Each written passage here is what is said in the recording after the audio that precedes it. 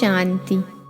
आज 25 अगस्त 2021 की बाबा की साकार मुरली है। मुरली के महावाक्य हैं, मीठे बच्चे, शांत रहने का स्वभाव बहुत अच्छा है। शांत स्वभाव वाले बहुत मीठे लगते हैं।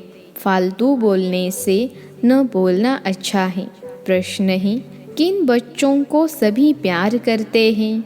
स्वयं को सेफ रखने का साधन क्या है? उत्तर है, जो सभी की बहुत रुचि से प्यार से सेवा करते हैं, उनको सभी प्यार करते हैं। तुम्हें कभी भी सेवा का अहंकार नहीं आना चाहिए। बाप द्वारा जो ज्ञान की कस्तूरी मिली है, वह दूसरों को देनी है। सबको शिव बाबा की याद दिलानी है। इस याद की यात्रा से ही तुम बहुत बहुत सेफ रहेंगे। जितना याद में रहेंगे उतना खुशी भी रहेगी और मैनर्स भी सुधरते जाएंगे। ओम शांति। रूहानी बाप बैठ रूहानी बच्चों को समझाते हैं। समझा कर कितना समझदार बना देते हैं। पढ़ाई भी सहज है ना? वह है स्थूल पढ़ाई और यह है सूक्ष्म पढ़ाई।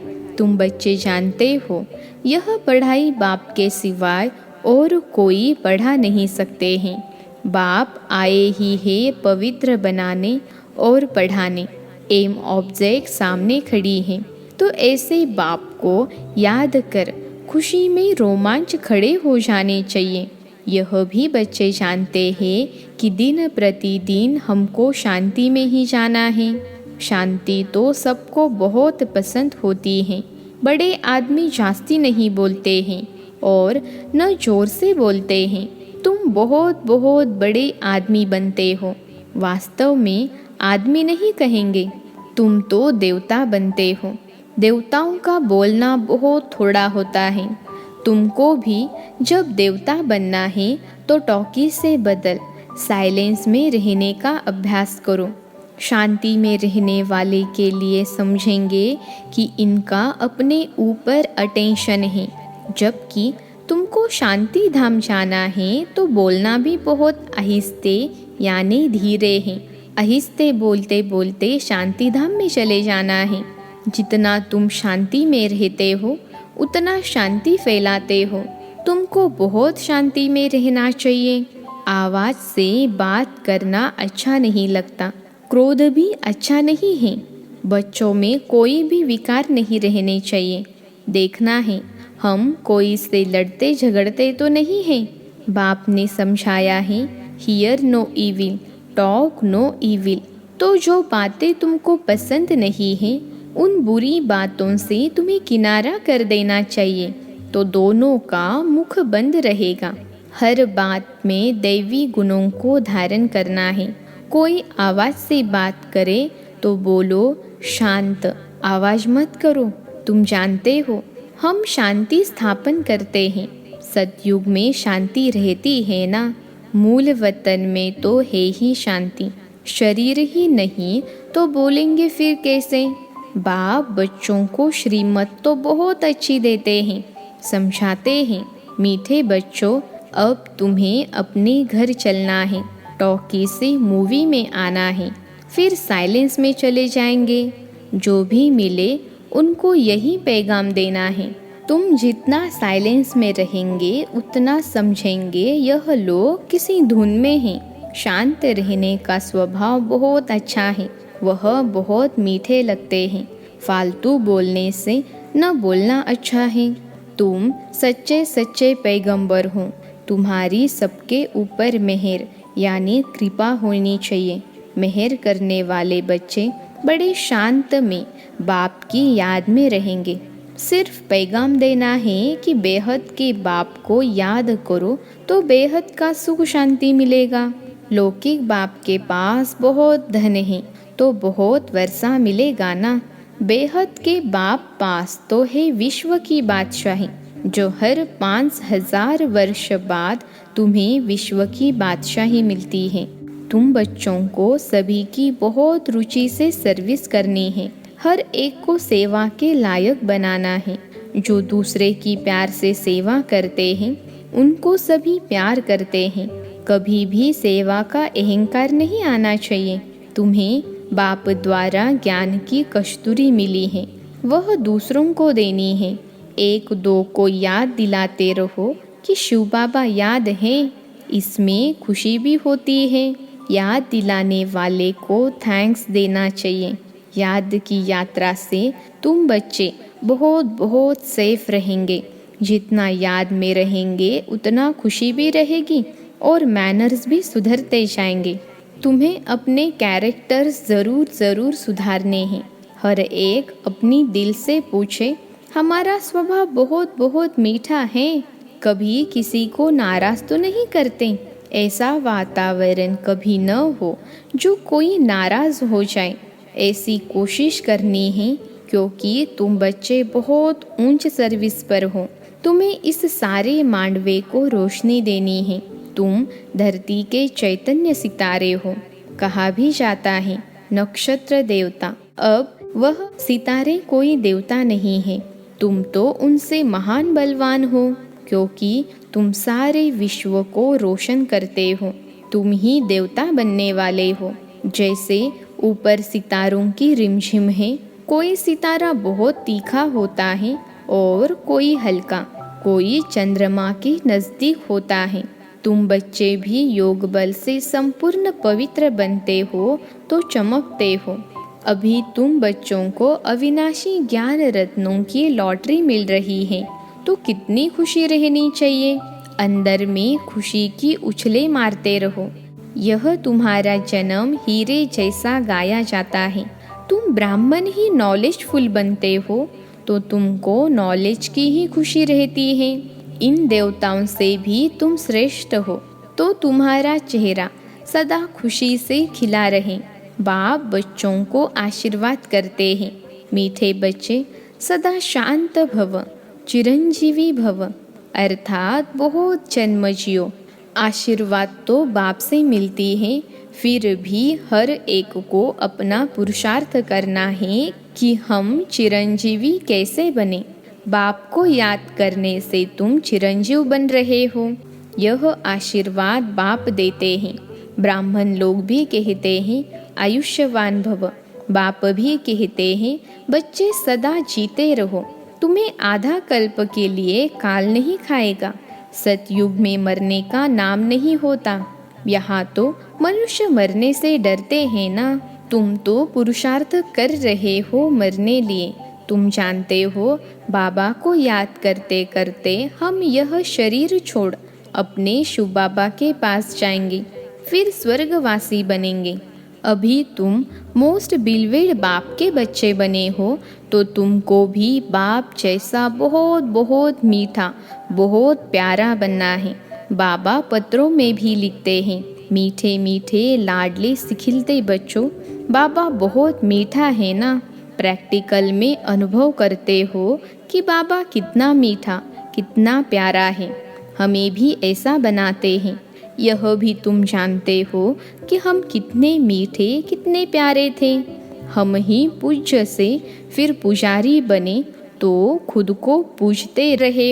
यह भी बड़ी वंडरफुल समझने की बातें हैं। तुम बच्चे जानते हैं आधा कल्प के हमारे सब दुख दूर करने वाला बाबा अभी आया हुआ है। कहते हैं हर हर महादेव। अब वह महादेव तो नहीं है, दुख तो बाप ही रहेंगे। दुख हर कर सुख देने वाला बाप है। आधा कल्प तुमने बहुत दुख देखे हैं। 5 विकारों की बीमारी बहुत बढ़ गई है। इस बीमारी ने बहुत दुखी किया है। इसलिए बाप कहते हैं मीठे बच्चे, यह जो कर्मों का खाता है उनको अब ठीक करो। व्यापारी लोग भी 12 मास का खाता रखते हैं ना। बाप समझाते हैं बच्चे, अभी सारी सृष्टि पर देखो कितना किचड़ा है। यह है ही नरक। तो बाप को आना पड़ता है नरक को स्वर्ग बनाने। बाबा बहुत उकिर यानी प्रेम से आते हैं। जानते हैं मुझे बच्चों की सेवा में आना है। मैं कल्प कल्प तुम बच्चों की सेवा पर उपस्थित होता हूँ। जब खुद आते हैं तब बच्चे समझते हैं बाप हमारी सेवा में उपस्थित हुए हैं, यहाँ बैठे सभी की सेवा हो जाती है। सारी सृष्टि का कल्याणकारी दाता तो एक ही है ना। बाप जानते हैं सारी दुनिया की जो भी आत्माएं हैं सबको मैं ही वर्षा देने आता हूँ। बेहद के बाप की नज़र दुनिया की आत्माओं तरफ जाती है। भल यहाँ बैठे हैं परंतु नज़र सारे विश्व पर और सारे विश्व के मनुष्य मात्र पर है, क्योंकि सारे विश्व को ही निहाल करना है। ड्रामा प्लान अनुसार कल्प पहले मिसल सारे विश्व की आत्माएं निहाल हो जाने वाली हैं। बाप सब बच्चों को याद करते हैं। नज़र तो जाती है ना। संगम युग पर ही बाप बच्चों की सेवा में उपस्थित होते हैं। उनकी भेंट में कोई भी सेवा कर न सके, उनकी है बेहद की सेवा। तुम बच्चे भी बाप का शो तब कर सकेंगे जब उन जैसी सेवा करेंगे। सेवा करने वालों को फल भी बहुत भारी मिलता है।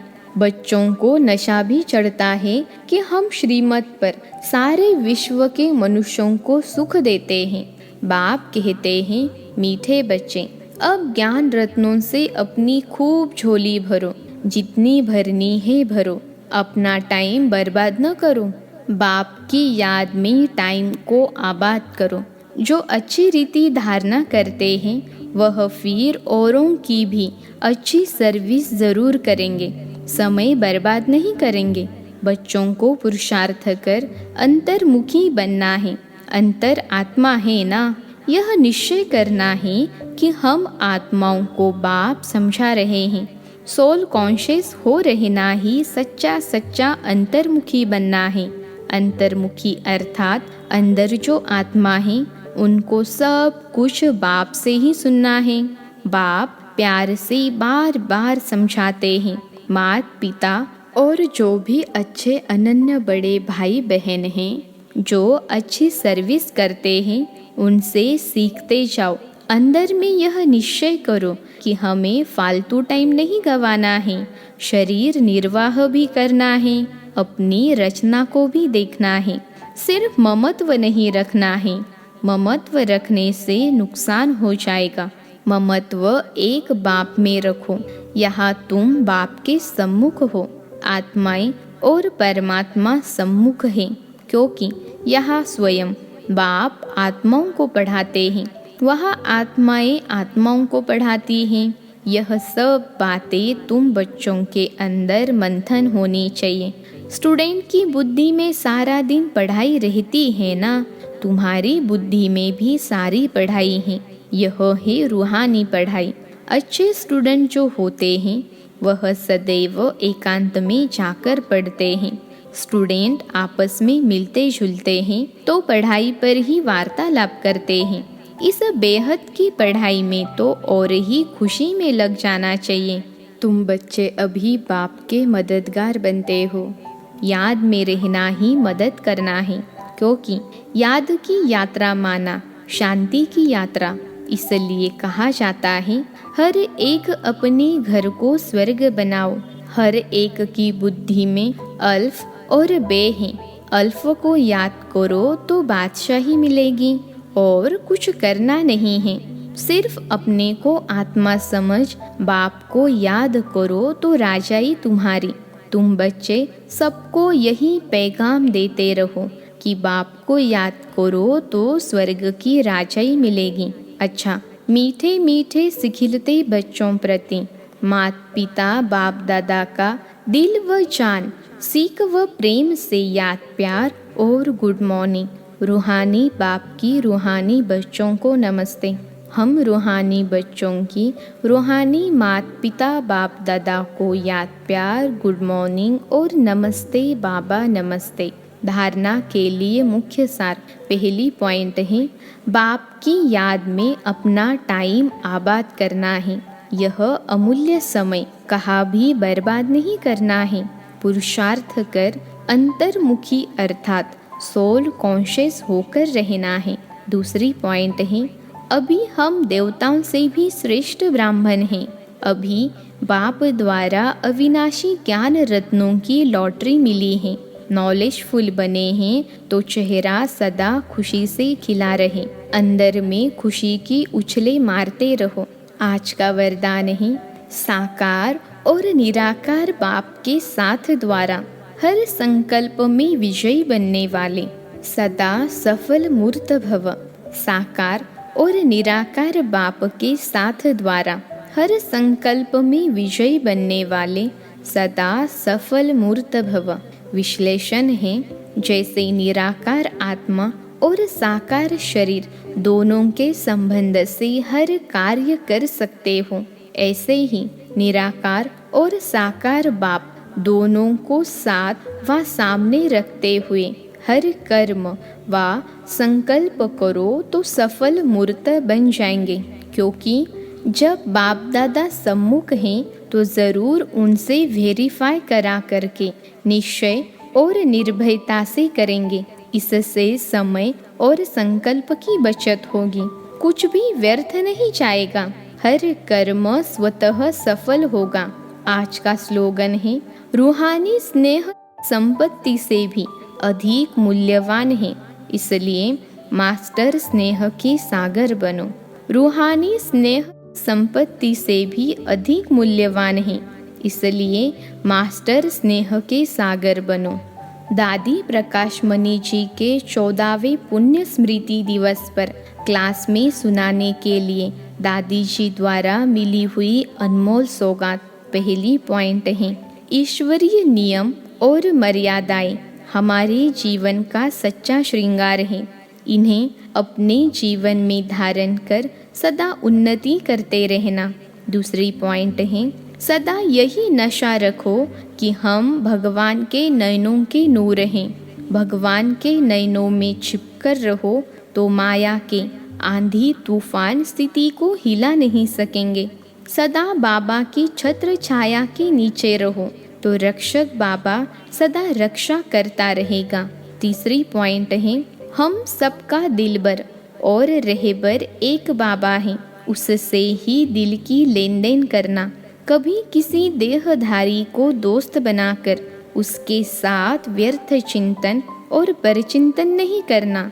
चौथी पॉइंट है, चेहरे पर कभी उदासी, घृणा व नफरत के चिन्ह न आए। सदा खुश रहो और खुशी बांटते चलो। अपने सेंटर का वातावरण ऐसा खुश नसीबी का बनाओ जो हर एक को खुश नसीब बना दे। पांचवी पॉइंट है, जितना अंतर्मुखीपन मुख और मन का मौन धारण करेंगे उतना स्थान का वायुमंडल लाइट माइट संपन्न बनेगा और आने वालों पर उसका प्रभाव पड़ेगा। यही सूक्ष्म सकाश देने की सेवा है। छठवीं पॉइंट है, कोई भी कारणवश मेरे तेरे में आकर आपसी मतभेद में नहीं आना। आपसी मन मुटाव यही सेवाओं में सबसे बड़ा विघ्न है। इस विघ्न से अब मुक्त बनो और बनाओ। सातवीं पॉइंट है, एक दो के विचारों को सम्मान देकर हर एक की बात पहले सुनो फिर निर्णय करो तो दो मतें नहीं होगी। हर एक छोटे बड़े को रिस्पेक्ट ज़रूर दो। आठवीं पॉइंट है, अब बाबा के सभी बच्चे संतुष्टता की ऐसी खान बनो जो आपको देखकर हर एक संतुष्ट हो जाए। सदा संतुष्ट रहो और दूसरों को भी संतुष्ट करो। नौवीं पॉइंट है, 4 मंत्र सदा याद रखना। एक, कभी अलबेला नहीं बनना, सदा अलर्ट रहना। दूसरा, किसी से भी घृणा नहीं करना, सबके प्रति शुभ भावना रखना। तीसरा, किसी से भी ईर्ष्या यानी रीस नहीं करना, उन्नति की रेस करना। चौथा, कभी किसी भी व्यक्ति वस्तु व वैभव पर प्रभावित नहीं होना, सदा एक बाबा के ही प्रभाव में रहना। 10वीं पॉइंट है, हम सब रॉयल बाप के रॉयल बच्चे हैं। सदा स्वयं में रॉयल्टी और पवित्रता के संस्कार भरना, गुलामी के संस्कारों से मुक्त रहना, सत्यता को कभी नहीं छोड़ना। 11वीं पॉइंट है, हर एक रोज़ हर घंटे 5 मिनट भी साइलेंस की अनुभूति ज़रूर करो तो अनेक बातों पर विजय पाने की शक्ति आएगी। माया पर विजय तब होगी जब ज्ञान सहित योग में रहेंगे। 12वीं पॉइंट है, सेवा के साथ साथ स्वस्थिति एक रस रहे, उसके लिए योग की भट्टी बहुत ज़रूरी है। इसमें सभी को संगठन में बैठकर अभ्यास करना चाहिए तो संगठन का भी बल मिलता है। 13वीं पॉइंट है, आपके चेहरे पर कभी उदासी, घृणा, नफरत के चिन्ह दिखाई न दे। अगर आपस में कोई 19-20 बात हो जाए तो अपनी तपस्या से उसको मिटाओ। 1-2 के आगे वर्णन नहीं करो, वर्णन करने से वायुमंडल खराब हो जाता है। 14वीं पॉइंट है, कोई कितना भी मन खराब करने की कोशिश करे लेकिन उसके प्रभाव में कभी नहीं आना। संग दोष भी बहुत खराब होता जो बुद्धि को बदल देता है। सबसे प्यार करो, सब फ्रेंड्स हैं लेकिन पर्सनल फ्रेंड किसी को नहीं बनाओ, यह अंडरलाइन करो। अच्छा, ओम शांति।